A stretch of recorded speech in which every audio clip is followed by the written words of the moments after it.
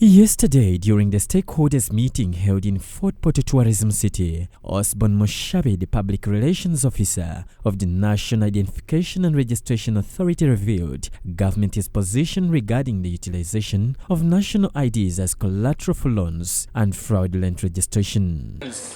Who are using national IDs as collateral or as security, please be warned that Section 69 of the Registration of Persons Act, where NIRA derives its mandate, does not allow any Ugandan to use national ID as a mortgage or as security, because national IDs remain the property of the government. He also revealed that the government is in preparations to embark on mass enrollment and mass renewal of national identification cards. Osborne noted that their campaign aims to ensure that all Ugandans, especially those in the Midwestern region, are adequately informed and prepared for the mass enrollment and renewal process, adding that the leaders, especially those at the village level, should do all it takes so that non-Ugandans are not registered in this exercise.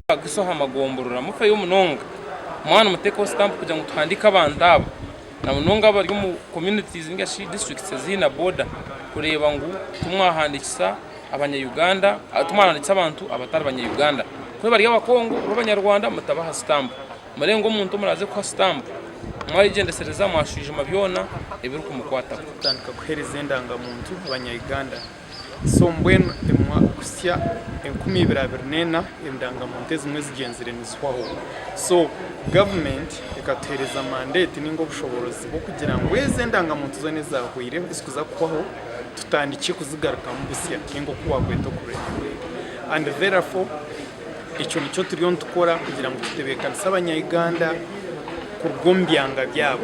That's why twine abebezi bedini twine abiyotegeki. Key stakeholders including local government leaders, civil society organizations, community representatives and religious leaders were present to engage with NIRA officials and understand the logical and procedure aspects of the exercise. Hati turesire technology ensia kandi twine amatsiko ngo technology ejo neza ibizibe byone byebiruho neza kugiya so nk'abanya-Uganda ekitongore nkanira twetebekanise munonga kureba ngo age project twakutandika twagikora kandi abanya-Uganda baganyirwamo kandi bafuna ubuhereza burungi and ekyo kizakwa nkitwesimisa nk'abanya-Uganda.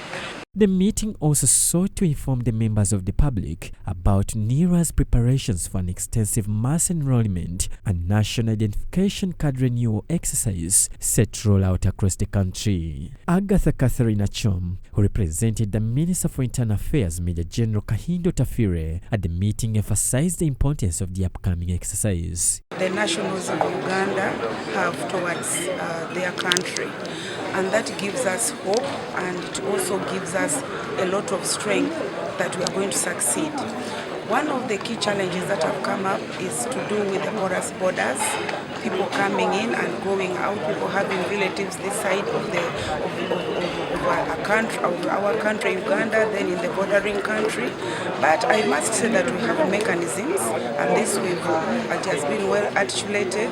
She, however, expressed concern that the people who provide fake information, which ends up having non-citizens being registered, which in return costs government a lot of money. Wasting resources in times of time, and even those cards.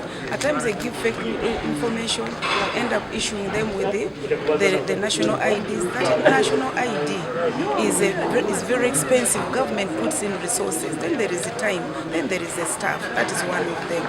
Again, it leads to insecurity within the country. So fake information leads to unwanted or non-citizens being registered. Compiled by John Antusingwire for Church of Uganda, Family TV News at 8.